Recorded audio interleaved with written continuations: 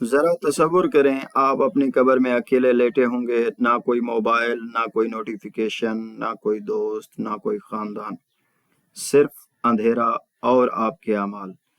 پھر اچانک ایک آواز آتی ہے، تیرا رب کون ہے؟ اس لمحے آپ کا مال ختم، آپ کی حیثیت ختم، آپ کے فالوورز بے معنی، صرف ایک چیز باقی رہتی ہے، اللہ تعالیٰ سے آپ کا تعلق۔ یہ ہے موت کی حقیقت، اور یہ ہماری سوچ سے بھی زیادہ قریب ہے۔ موت اختتام نہیں، یہ تو ایک ہمیشہ رہنے والے سفر کی شروعات ہے۔ اللہ تعالیٰ فرماتا ہے، ہر جان کو موت کا مزہ چکھنا ہے، کوئی بھی ایسے بچ نہیں سکتا۔ ہم اس دنیا کے پیچھے بھاگ رہے ہیں، پیسہ، شہرت، آرام، لیکن ہم نماز کو ٹالتے رہتے ہیں۔ ہم کہتے ہیں کل سے شروع کر لیں گے، لیکن حقیقت یہ ہے موت کل کا انتظار نہیں کرتی۔ کتنے لوگ ہیں جو کل سوئے تھے لیکن آج نہیں جاگے؟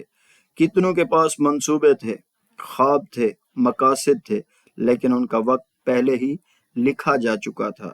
جب موت آتی ہے تو ملک الموت یہ نہیں پوچھتا کہ کیا تم تیار ہو، وہ انتظار بھی نہیں کرتا، وہ ایک لمحے کے لیے بھی نہیں کرتا انتظار۔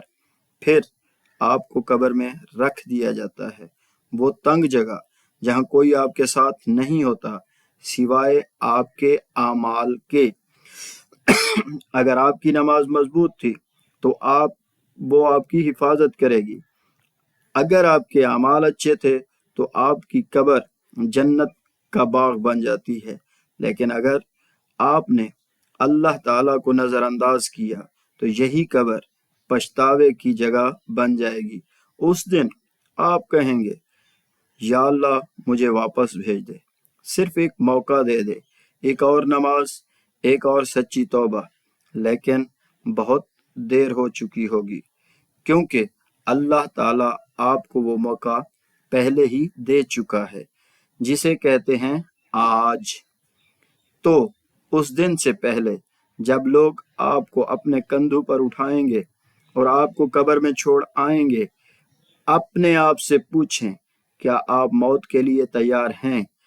اگر نہیں تو آج سے شروع کریں، نماز قائم کریں، سچی توبہ کریں، اللہ کے قریب ہو جائیں، کیونکہ ایک دن آپ کا نام پکارا جائے گا اور وہ پکار آپ کی آخری پکار ہوگی۔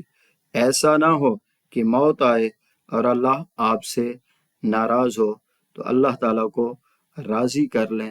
یہی موقع ہے، آج زندگی ہے، پھر موقع نہیں ملے گا۔